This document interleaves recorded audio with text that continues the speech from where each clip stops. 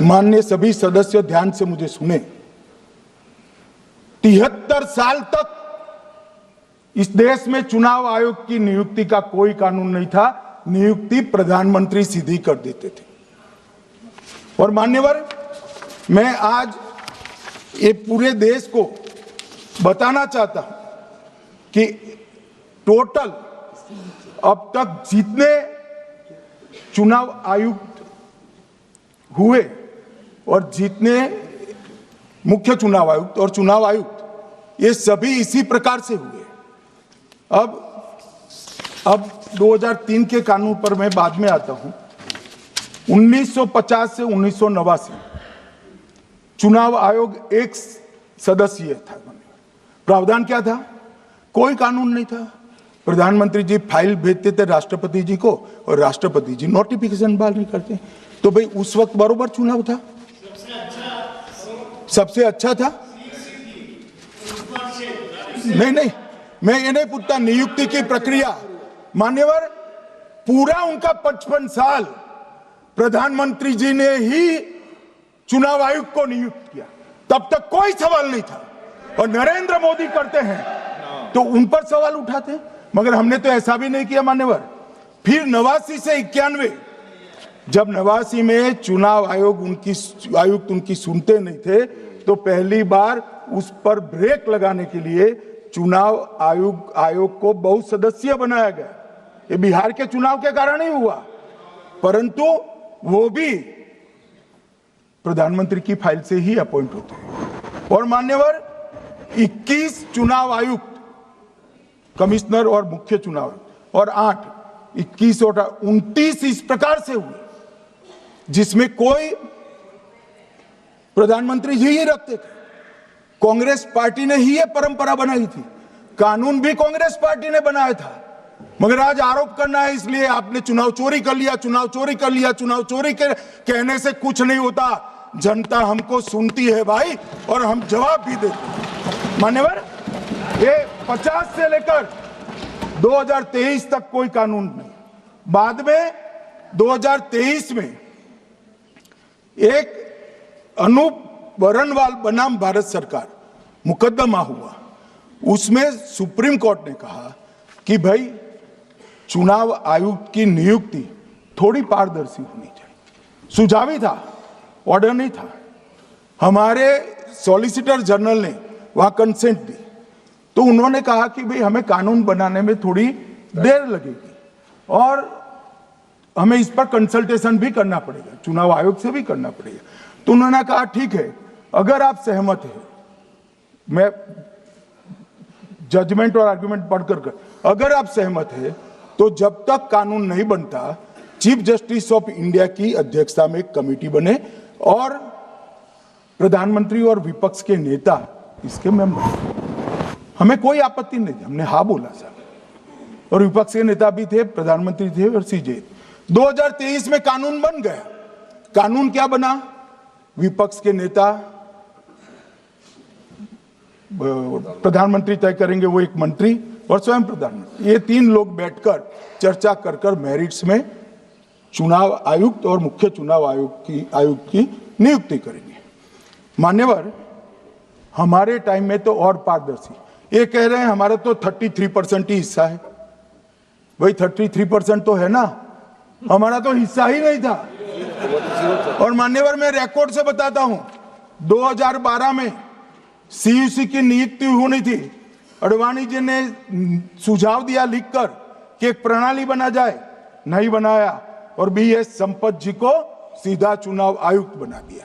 उसके बाद में भी एक व्यक्ति कैसे है इसकी चर्चा है। नवीन चावला, जिसको आपातकाल की भूमिका पर शाह आयोग ने कहा था ये निष्पक्ष नहीं है, उनको मुख्य चुनाव आयुक्त बना दिया। जबकि मुख्य चुनाव आयुक्त गोपाल स्वामी ने इनके खिलाफ पक्षपात के सबूत भी भेजे, खारिज कर दिया। मान्यवर, सुने नहीं। हमारे समय में ऐसा कभी नहीं हुआ है। हमारे समय पर विरोध होता है, मगर पक्षपात के सबूत किसने नहीं दिए हैं। और भाई जहां तक 66% और 33% का सवाल है, आप कह रहे हो कि वहां 2 लोग होते हैं और आप एक होते हैं। ये तो हम तय नहीं करते हैं, 140 करोड़ की जनता तय करती है कौन 66 होगा और कौन 33। यहां कौन बैठेगा वो तो 140 करोड़ लोग तय करते हैं। वो आपके लिए तय करोगे तो आप 66 हो जाओगे, मगर आप तो 100 रख कर गए थे, हमने उसको 33 दे दिया। मान्यवर ये क्या सवाल उठाते, और वो समझते हैं कि मैं बोलता हूं तो बस ये ब्रह्म वाक्य होगा। ऐसे नहीं होता है मान्यवर, हर चीज के तर्क होते हैं। इनका जो भाषण तैयार करते हैं वो भी ठीक से नहीं करते, रिसर्च नहीं करते मान्यवर। इन्होंने सीसीटीवी फुटेज 45 दिन में इलेक्शन कमीशन ने नष्ट करने का निर्णय किया, इस पर आपत्ति उठाई। मान्यवर, जन प्रतिनिधित्व अधिनियम 1951 की धारा 81 में एक प्रावधान है। प्रावधान क्या है? उम्मीदवार चुने जाने के बाद 45 दिन में चुनाव याचिका दायर कर सकते हैं। 45 दिन के बाद इसको कोई चुनौती नहीं दे सकता। ये नियम 1991 में बना, तब उस वक्त सीसीटीवी फुटेज नहीं था। सीसीटीवी फुटेज बाद में चुनाव आयोग ने एक सर्कुलर से रूल्स में बदलाव कर ऐड किया। अब किया क्या है चुनाव आयोग ने? सीसीटीवी फुटेज का जो रिकॉर्ड है उसको जन प्रतिनिधित्व अधिनियम की 1951 की धारा 81 के साथ संरक्षित किया है, मतलब अलाइन किया है कि 45 दिन के बाद कोई डिस्प्यूट की प्रोविजन ही नहीं है एक्ट में, तो 45 दिन के बाद ये सीसीटीवी फुटेज क्यों रखना चाहिए? अब इतनी सादी समझ नहीं है सब, मैं क्या कर सकता हूं? सब समझ के कोई इंजेक्शन नहीं होते जो भड़ाम से दे दिया। मान्यवर, ये धारा 81 1951 से है, मगर पहले पर्चियों से होते थे तो पर्ची के लिए थी। अब सीसीटीवी फुटेज का कैमरा आ गया तो सीसीटीवी फुटेज ऐड कर दिया। मान्यवर, उन्होंने कहा, और इस वक्त जब सीसीटीवी फुटेज जब प्रक्रिया में ऐड किया, तब स्पष्ट चुनाव आयोग ने कहा था कि सीसीटीवी रिकॉर्डिंग संवैधानिक दस्तावेज नहीं है, ये आंतरिक प्रबंधन है। किस चीज का आंतरिक प्रबंधन? कि चुनाव सीज होने के बाद कोई पुनः मतदान की अर्जी करता है कि भाई ये मतदान मथक में चुनाव ठीक नहीं हुआ, तो चुनाव आयोग जो निर्णय करता है वो सीसीटीवी फुटेज के आधार पर करता है। पहले मौखिक करता था, टेक्नोलॉजी आई, सीसीटीवी फुटेज स्वीकार कर लिया। अब ये आंतरिक प्रबंधन के लिए है मान्यवर। फिर भी चुनाव आयोग का जो निर्णय मैं बताता हूं, उन्होंने कहा सामान्य जनता को एक्सेस होना चाहिए। रूल्स बनाया गया है, सामान्य व्यक्ति सीसीटीवी फुटेज उच्च न्यायालय में जाकर 45 दिन के अंदर ऑर्डर करा सकता है। अब ये कहेंगे 45 दिन में जजमेंट नहीं आएगा, मगर उच्च न्यायालय इतना ऑर्डर कर सकता है कि ये सीसीटीवी फुटेज आप डिस्ट्रॉय मत करना। मान्यवर, राजनीतिक दलों को एक्सेस देने का उन्होंने प्रावधान करा है, तो वो चुनाव को चैलेंज करे राजनीतिक दल 45 दिन के अंदर। ऑटोमेटिक जो चुनाव चैलेंज होता है मान्यवर, उसका सीसीटीवी फुटेज नियमों से हम चुनाव आयोग रिजर्व कर देता है। मान्यवर, ये प्रक्रिया कुछ पढ़ते नहीं। इसके बाद पॉलिटिकल एजेंटों को एक्सेस होनी चाहिए। पॉलिटिकल एजेंट भी मान्यवर हाईकोर्ट से इसको प्राप्त कर सकता है। अब करते कुछ नहीं, एक भी ना हाईकोर्ट में अर्जी करी, ना चुनाव आयोग में करी, और सीसीटीवी फुटेज का बहाना लेकर बोलने लगे। अब इतने लाखों बूथों का सीसीटीवी फुटेज हर नागरिक मांगने लगा कोई कारण के बगैर, तो किस प्रकार से चुनाव आयोग दे सकता है? किस प्रकार से दे सकता है? यहां हुआ क्या है, सब प्राप्त करना चाहते हैं वो प्रेस कॉन्फ्रेंस करना। उनको लगता है कि मेरी प्रेस कॉन्फ्रेंस ये संवैधानिक प्रावधान के तहत होती है। ऐसा नहीं होता है भाई। प्रेस कॉन्फ्रेंस जो करते हो जिन मुद्दों का, इसकी लीक कर अर्जी दे दो, टपक से मिल जाएगी सारी लीक। मगर अर्जी नहीं करते, कोर्ट में नहीं जाते हैं, चुनाव आयोग में नहीं जाते हैं, और चुनाव चोरी हो गया, चुनाव चोरी हो गया, चुनाव चोरी हो गया करते। मान्यवर, ऐसे नहीं चलेगा। इस देश को, लोकतंत्र को आप धूमिल नहीं कर सकते, और सबने सीखना चाहिए, और भाषण ढंग से तैयार करने का भी सीखना चाहिए। मान्यवर,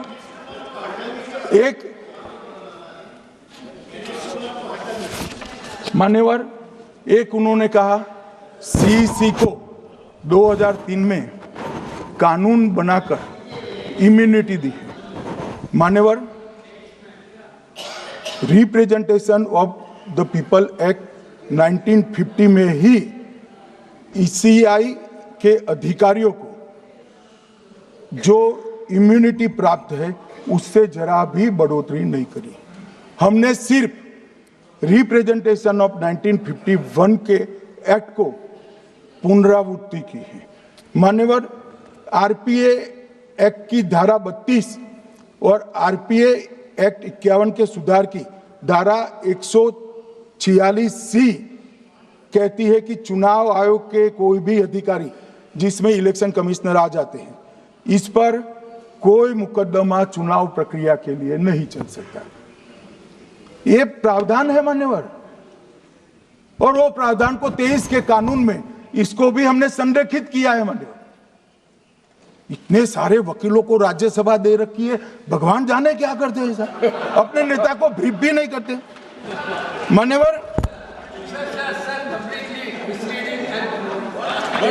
ये वाक्य आप निकाल सकते हैं, ये वाक्य निकाल सकते हैं। मान्यवर, अच्छा सुझाव दिया आपको।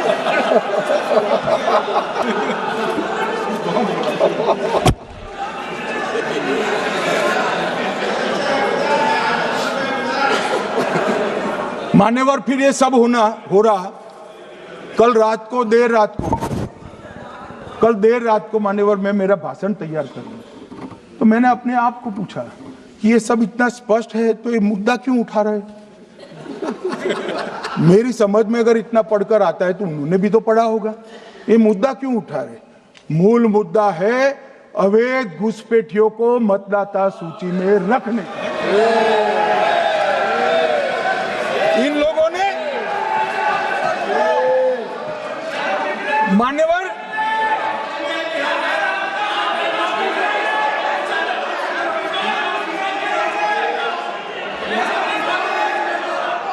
माननीय सदस्य, आपका भाषण भी सबने शांति से पूर्ण सुना है।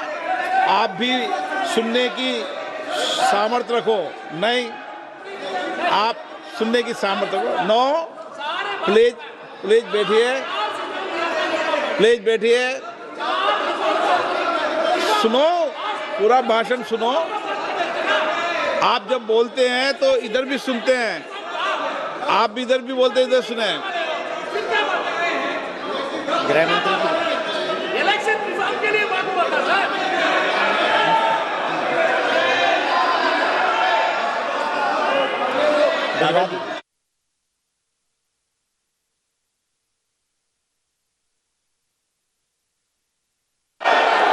माननीय सदस्य, आप जब बोलते हैं तो इधर भी सुनते हैं, पूरे सुनने की क्षमता रखो। सर, ये लोग डर गए हैं, जवाब नहीं सुन सकते हैं। इतना दिनों से देश के सामने में झूठ फैला करके इन्होंने गुमराह करके चर्चा मंगा। आज गृह मंत्री जी एक एक बात का जवाब दे रहे हैं, ये भाग गए, डर गए, सुन भी नहीं सकते। ये अगर ये सुन नहीं सकते हैं, इतना दिनों से संसद के समय बर्बाद क्यों किया। अगर सच्चाई नहीं सुन सकते तो इतना दिनों तक सरकार पर संसद के समय लोगों को भ्रम फैला करके क्यों समय बर्बाद किया। ये दिखा रहे, हमको मालूम था ये भागने वाले हैं।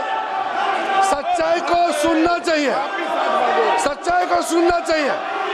और जब सच्चाई सामने में आया तो डर गए, सुनने का कैपेसिटी तक नहीं है, और इतना गुमराह किया। पिछले सेशन का पार्लियामेंट सेशन इन्होंने तबाही किया, मॉनसून सेशन को भी इन्होंने बर्बाद किया इसी मुद्दे पर, और ये हमारे शीतकालीन समय को भी इन्होंने 2 दिन बर्बाद किया।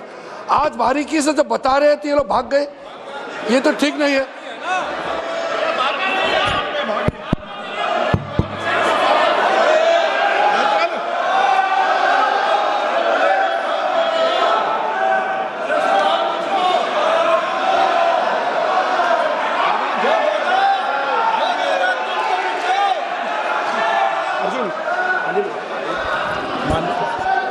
मान्यवर, ये 200 बार भी बहसकार करेंगे, एक भी अवैध घुसपैठियों को इस देश में हम वोट नहीं देंगे। ये हमारे एनडीए का पॉलिसी है मान्यवर। डिटेक्ट मतलब ढूंढो, डिलीट करो, मतदाता सूची में नाम काटो और उनको डिपोर्ट करो। हम संवैधानिक प्रक्रिया कर डिटेक्ट, डिलीट और डिपोर्ट ये पूरा करेंगे। ये क्यों सदन छोड़कर भाग गए? मैं इनके सामने तो कोई बात भी नहीं कर रहा था, ना कांग्रेस पार्टी के सामने बात कर रहा था। मैं तो बात कर रहा था घुसपैठियों को देश के बाहर निकालने की। अब ये तो देखिए साहब, अगर मैंने इतने सारे आरोप करे श्री जवाहरलाल नेहरू पर, इंदिरा गांधी पर, इनके पिताजी पर, सोनिया जी पर, तब भागते तो लाजिम था। ये घुसपैठियों को लिए भाग गए क्योंकि उनकी हमारी पॉलिसी है डिटेक्ट, डिलीट और डिपोर्ट।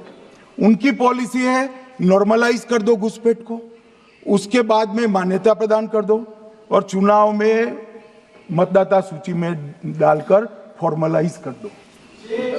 मगर साहब ये लंबे समय तक नहीं चलना। मैं मेरे मन से मानता हूं, मेरे पार्टी के सिद्धांत तो है ही, मगर मैं मानता हूं कि जनसांख्यिकी में इतना बड़ा परिवर्तन देश के लिए बहुत बड़ा खतरा है। यह देश एक बार जनसांख्यिकी के आधार पर बढ़ चुका है और हम नहीं चाहते कि आने वाली पीढ़ी ये देश के भी बंटवारे दिखे। इसलिए ये बहुत जरूरी है कि इस देश से घुसपैठ को रोकना पड़ेगा। मान्यवर, ये कहते हैं कि घुसपैठ हो रही है, भारत सरकार की जिम्मेदारी नहीं है। मान्यवर, मैं आज बताना चाहता हूं, घुसपैठ हो रही है भारत बांग्लादेश की सीमा से। वहां पर कुल 2216 किलोमीटर बॉर्डर है, इसमें से 1653 किलोमीटर बॉर्डर बन चुकी है। अब 563 कहां बाकी रही है मान्यवर मालूम है? केवल और केवल एक राज्य बंगाल। आसाम का पूरा हो गया, मेघालय का पूरा हो गया, त्रिपुरा का पूरा हो गया, जम्मू कश्मीर का पूरा हो गया, पंजाब का पूरा हो गया, राजस्थान का पूरा हो गया, गुजरात का पूरा हो गया, खाली बंगाल का बाकी रखा है। और मैं आज कहना चाहता हूं टीएमसी के लोगों को भी, ये राहुल जी के साथ में रहकर घुसपैठिया बचाओ यात्रा बिहार में निकली, साफ हो गए। आप भी घुसपैठियों को बचाओगे तो वहां भारतीय जनता पार्टी का विजय तय। मान्यवर, ये कहते हैं कि घुसपैठ क्यों हो रही? आप बॉर्डर नहीं बनाने देते, फेंसिंग नहीं करने दोगे, घुसपैठ नहीं होगी। फिर भी चलो, मैं पूछना चाहता हूं कि घुसपैठ होकर सबसे पहले घुसपैठिया कहां आता है? कहां आता है? तो गांव में आता है। पटवारी को मालूम नहीं पड़ता, गांव के थाने वाले को मालूम नहीं पड़ता। इसकी मतदाता सूची में नाम डालने के लिए आधार कार्ड कहां बनता है? वहीं बनता है। उसका राशन कार्ड कहां बनता है? बंगाल में बनता है। और मतदाता सूची में कौन सी मतदाता सूची में ऐड होता है? तो बंगाल में होते। आपकी कोई जिम्मेदारी